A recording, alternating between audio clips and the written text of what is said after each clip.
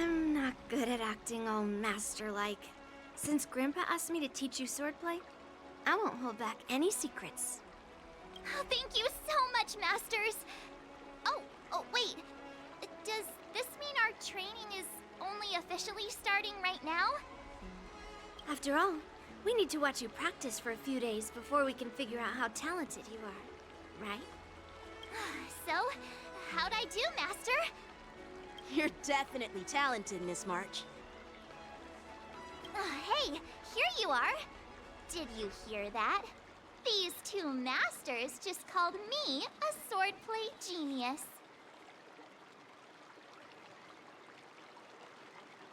Oh, you're right. I almost got all excited for nothing. I'm just speaking my mind. Trust me, you're really talented. Did you hear that? I'm truly a genius. Swordplay requires rigorous training. Before we start, Miss March, you need to find a clear reason to keep you motivated while you train. It doesn't have to be something huge, but it needs to be clear. In other words, even though you didn't exactly choose to be our apprentice, you still need to take the initiative during this learning process. I once had the honor of learning swordplay from a master. She asked me why I started training at such a young age, why I wielded a sword.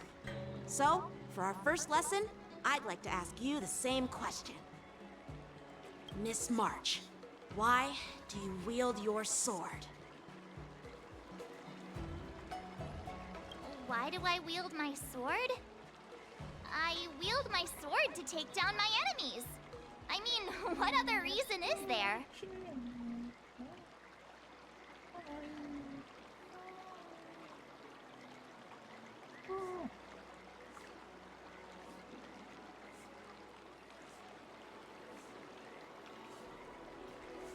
I also questioned that sword master about why she uses her sword, and she said, to vanquish my enemies, nothing more. Miss March, you gave a similar response, which showed...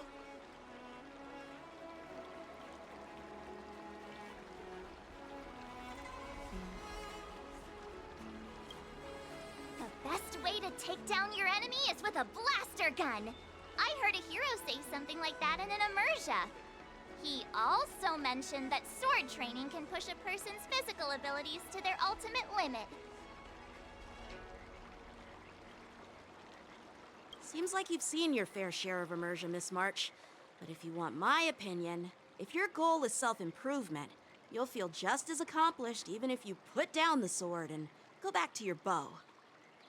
Oh, come on. Don't listen to his empty talk. Oh, now I'm curious to hear what Master Yun Li has to say. Let me ask you something, March. Do you have any specific goals for learning swordplay? Like achieving a certain ranking in the war dance, or maybe you want to defeat someone, like Yanqing, or me. Who do I want to defeat? Him? Dan Heng? Himeko? Or Mr. Yang?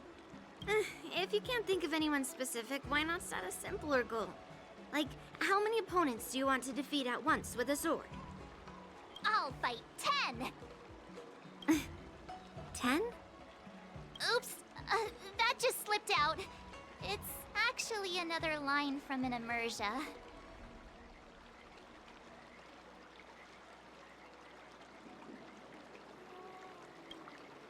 I have no idea what you're talking about. I think I figured out what's motivated March to learn swordplay. Could it possibly be immersia about sword masters? Hey, now that you mention it, that actually makes sense. I'm super interested in Xianzhou immersia and novels. Even though I use a bow, almost all the great heroes in those immersia use swords. So I want to be a sword master too. See?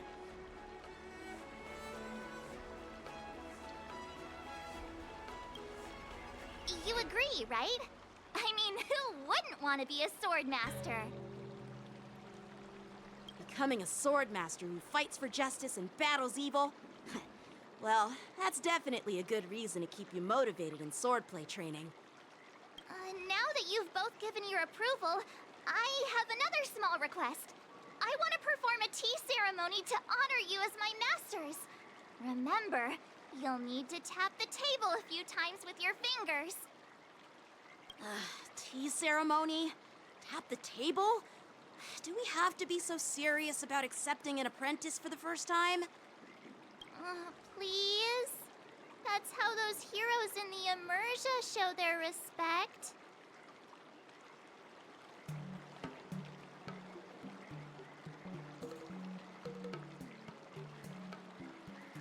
That's even more unnecessary. Let's just stop wasting time. Just treat us to some milk tea. And then we can start our real swordplay training, okay?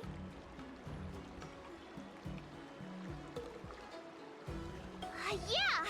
All right, let's go. To the Sleepless Earl.